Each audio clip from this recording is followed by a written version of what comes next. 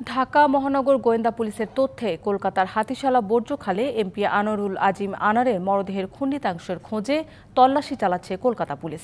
আনার হত্যায় গ্রেফতার আমানুল্লাহ ওরফে শিমুল ভূঁইয়া গোয়েন্দা পুলিশকে হাতিশালা খালের সন্ধান দেন।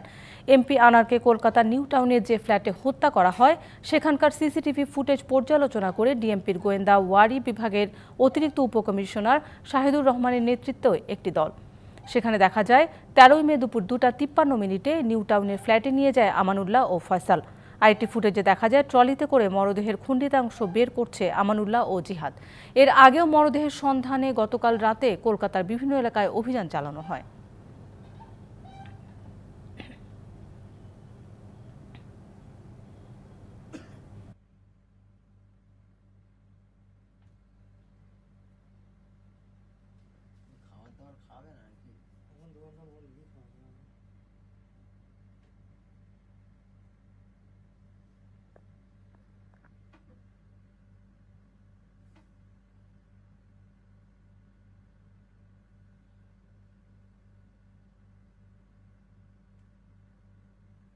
নগদে ৫০০ টাকা বা তার বেশি পেমেন্টে পেতে পারেন ঢাকায় জমিসহ ২০ কোটি টাকার পুরস্কার।